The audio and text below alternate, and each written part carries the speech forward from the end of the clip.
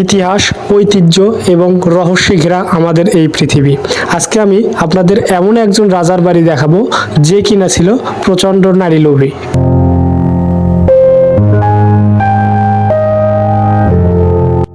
বলেছিলাম কাশী রায়ের কথা। বগুড়া জেলার সারিয়াকান্দি উপজেলার হরিণা গ্রামে অবস্থিত প্রায় 200 বছরের পুরানো একটি ধ্বংসপ্রায় স্থাপনা হলো কাশী রায়ের জমিদার বাড়ি। স্থানীয়ভাবে সুপরিচিত এই জমিদার কাশীপ্রসাদ রায় ছিলেন একজন প্রতাপশালী জমিদার।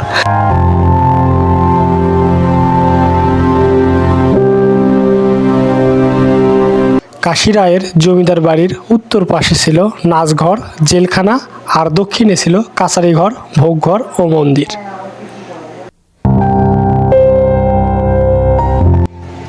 এবং মন্দিরের উঠোনে ছিল কুয়া।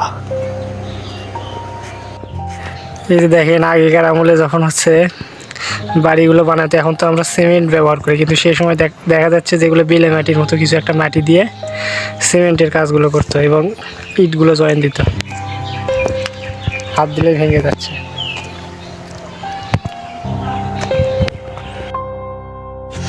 এইটা দেওয়ার কিন্তু বিশেষ একটা কারণ আছে, সেটা হচ্ছে যখন সন্ধ্যা লেগে যেত তখন এখানে কি মশাল ধরিয়ে দেওয়া হতো, এবং দূর থেকে যখন দেখবেন যে এখানে মশাল রাত্রেবেলা, তখন কিন্তু চমৎকার লাগবে।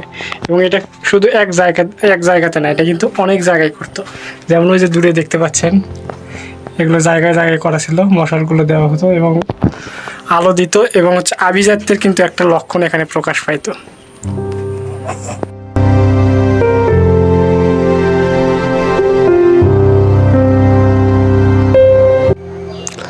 কাশী রায়ের জমিদার বাড়িটি ঘিরে এখনও মানুষের মুখে মুখে প্রচলিত আছে বহু কাহিনী ও ঘটনা।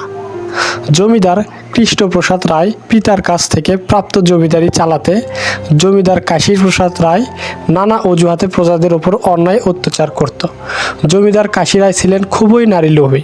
তার কুনজর একবার কোনো সুন্দরী নারীর ওপর পড়লে সে আর রেহাই পেত না। নারীলোভী এই জমিদার তার জমিদারি এলাকায় কোনো নারীকে বিবাহ দিতে হলে তার কাছ থেকে অনুমতি নিতে হতো। তার অনুমতি ছাড়া কোনো বিবাহ হলে কঠিন শাস্তি ভোগ করতে হতো প্রজাদের। এককালের প্রতাপশালী জমিদার কাশী রায় ভাগ্যের কি নির্মম পরিহাস, জমিদারি প্রথা বিলুপ্ত হওয়ার পর তার সয় সম্পত্তি কমতে থাকে, সেই সঙ্গে তার প্রতাপও দিন দিন কমতে থাকে। জনশ্রুতি আছে ওই জমিদার জীবনের শেষ পর্যায়ে মানুষের কাছ থেকে সাহায্য নিয়ে জীবনযাপন করার এক পর্যায়ে মৃত্যুবরণ করে। তার মৃত্যুর পর দুপুত্র কুপেন্দ্রনাথ রায় ও রাজেন্দ্রনাথ রায় 1947 সালে ব্রিটিশ বিরোধী আন্দোলনের সময় তাদের পিতার জমিদারি বাড়িটি উপজেলার মাঝবাড়ি গ্রামের দবিরউদ্দিন প্রামাণিকের কাছে বিক্রি করে ভারতে চলে যায়। বর্তমানে বাড়িটিতে দবিরউদ্দিন প্রামাণিকের উত্তরসূরি ওয়ারিশরা বসবাস করছে। বাড়িটি বর্তমানে প্রায় বসবাসের অযোগ্য হয়ে পড়েছে। ঐতিহাসিক এই জমিদার বাড়িটিকে ঘিরে এখনও নানা ঘটনা ও স্মৃতি মানুষের মুখে মুখে বয়ে বেড়াচ্ছে।